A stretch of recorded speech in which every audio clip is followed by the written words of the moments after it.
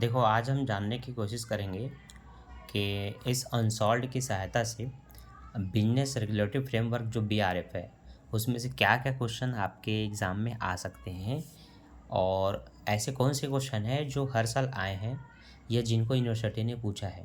क्योंकि यूनिवर्सिटी ने जिनको पूछा है वो इम्पोर्टेंट है तभी पूछा है। तो इनको देख कर के हमें बहुत कुछ आइडिया लगने वाला है कि हर यूनिट से किस-किस टाइप के क्वेश्चन आ रहे हैं और हमें वो दोबारा पढ़ना चाहिए कि नहीं।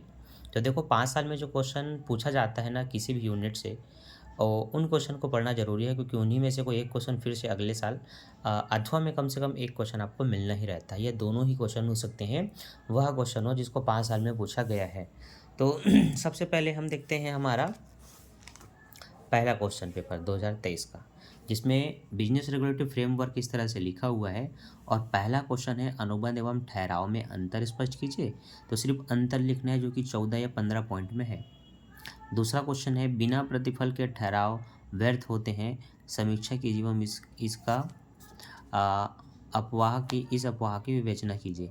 देखिए, इसका ऑडियो लेक्चर उपलब्ध है, जिसको सुन करके आप याद कर सकते हैं और इसको बढ़िया से लिख सकते हैं, ठीक है, अपने ही चैनल पे। अब से हम देखते हैं जस्ट एक साल बाद का क्वेश्चन कि उस समय ऐसा क्या हुआ था, यूनिट 1 से क्या पूछा गया था। तो उसमें पूछा है, ठहराव किसे कहते हैं, ठहराव के प्रमुख लक्षण और अनुबंध का निष्पादन कितने तरीकों से किया जा सकता है, स्पष्ट कीजिए एवं विवेचना कीजिए। तो देखिए, ठहराव और अनुबंध में अंतर तो पहले भी पूछा था, ठहराव के बारे में अथवा में भी पूछा है, और अभी भी ठहराव के ही क्वेश्चन को लगभग 2019 का क्वेश्चन पेपर है, आप देख लो 19 लिखा है, 2019 में भी पूछा है। देखिए, 22-21 में क्या हुआ था, लॉकडाउन हुआ था। तो लॉकडाउन के जो क्वेश्चन पेपर थे ना, वो इसमें नहीं दिए गए हैं, क्योंकि उस समय तो असाइनमेंट ग्रुप में उनको क्वेश्चन दिया गया था। ठीक है, तो इस बातों को आपको ध्यान में रखना है। चलिए आगे बढ़ते हैं हम अपने अगले इम्पॉर्टेंट प्रश्न की ओर। तो बीआरएफ का अगला इम्पॉर्टेंट क्वेश्चन देखो, जो कि 2018 का है। यहाँ पर सहमति से आप क्या समझते हैं, उन दशाओं को बताइए जिसमें सहमति स्वतंत्र मानी गई है। और अथवा में, अनुबंध खंडन की दशा में पीड़ित पक्षकार को उपलब्ध विभिन्न प्रकार के उपचारों की संक्षिप्त व्याख्या कीजिए। ठीक, तो ये हुआ एक डेमो, जिससे हमें ये पता चला कि भाई यूनिट 1 से क्या पूछा जा रहा है।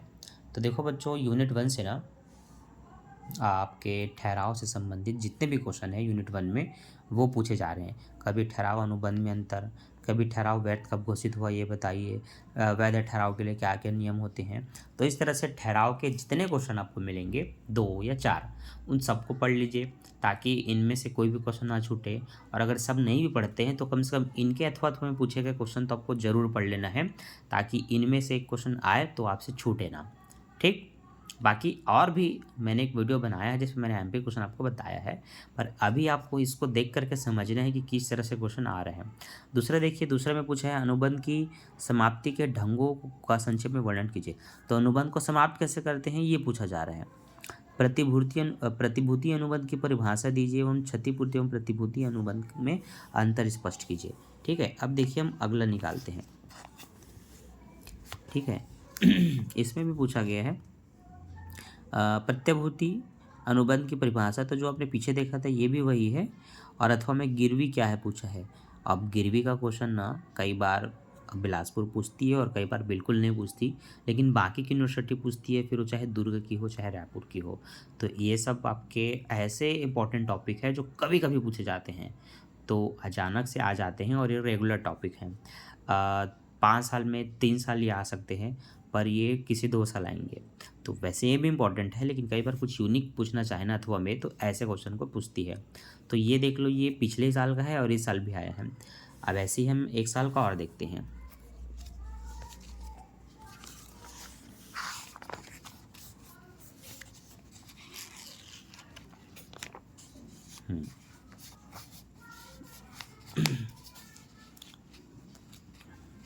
ठीक,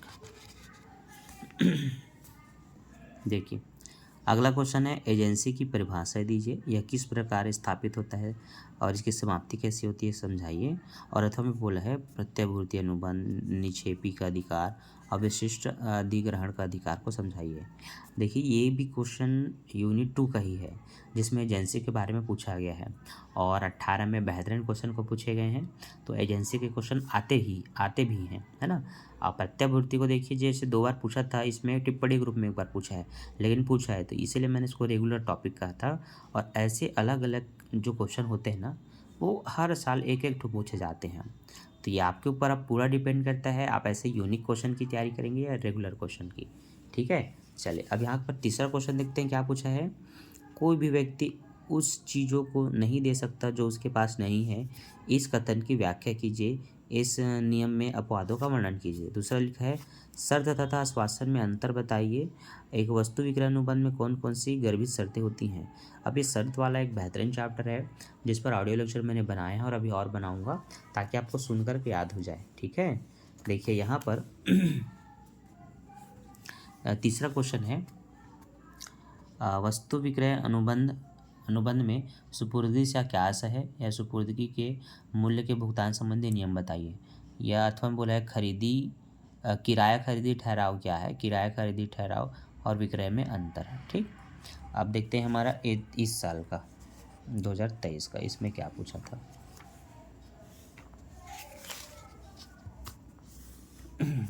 ठीक, चलिए देखिए, अभी इस साल में तीसरा क्वेश्चन आपसे पूछा गया है, वही विक्रय अनुबंध है ना, और वस्तु की सुपुर्दगी। तो आप ये समझ सकते हैं कि जो विक्रय अनुबंध वस्तु की सुपुर्दगी है, ये इंपॉर्टेंट टॉपिक्स हो जाता है, जो कि कंटिन्यू पूछा जा रहा है, अथवा में कुछ कुछ अलग तो ट्राई करेगा ही। ठीक है, चौथा, ये अनुग्रह बिल, चिन्हांकित चेक, यथाविधि भुगतान, इसको पूछा है। अथवा में चेक के रेखांकन का क्या अर्थ होता है, रेखांकन कौन कर सकता है, इस प्रकारों को समझाइए। एकदम यूनिक क्वेश्चन है जो रेगुलर नहीं है, लेकिन इस साल ना अथवा में भी ऐसे कठिन क्वेश्चन देने की कोशिश की है। तो कोई एक यूनिट पर ऐसा क्वेश्चन दिया जाता है जो कि रिपीटेड नहीं होता, ताकि उन बच्चों के बारे में पता चले जो बहुत अच्छे से पढ़ाई करते हैं। ठीक है, तो वो होता है किसी किसी में, बाकी तो सब नॉर्मल होंगे। जैसे इसमें बोला है धारा तथा यथाविधि धारी में अंतर स्पष्ट की जरूरत है। हम बोला है विनिमय साख लेख पत्र के मामले में आवश्यक अवयस्क की स्थिति को समझाइए, क्या स्थिति है। अब जस्ट मैं तीसरा दिखाता हूँ, फिर आपको अंदाज़ा लग जाएगा कि क्या क्वेश्चन चौथे में आ रहा है।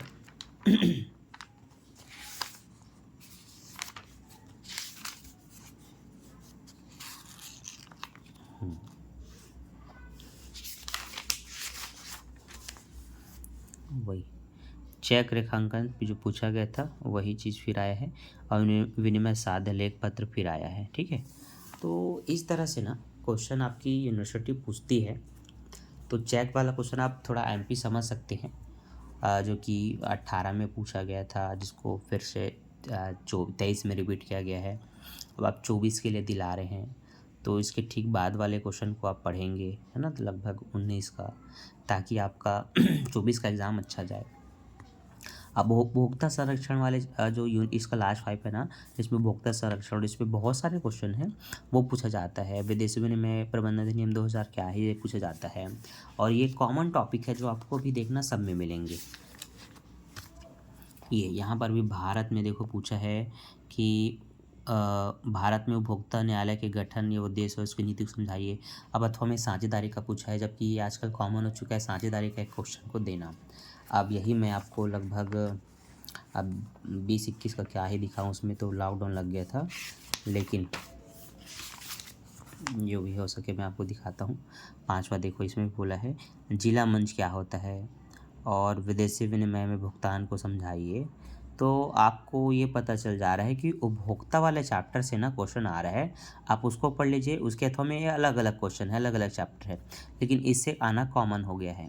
विनिमय से आना कॉमन हो चुका है, ठीक है, ठहराव से क्वेश्चन आना कॉमन हो चुका है। तो ये कुछ चैप्टर्स हैं जिनके क्वेश्चन आपको इसमें से पढ़ने होते हैं। इसी तरह से डिटेल वीडियो हम अपने बिजनेस इन्वायरमेंट पर भी लाएंगे और अदर विषय पर भी लाएंगे। तो इस वीडियो को देखिए और अपने दोस्तों में शेयर कीजिए। Thank you for watching.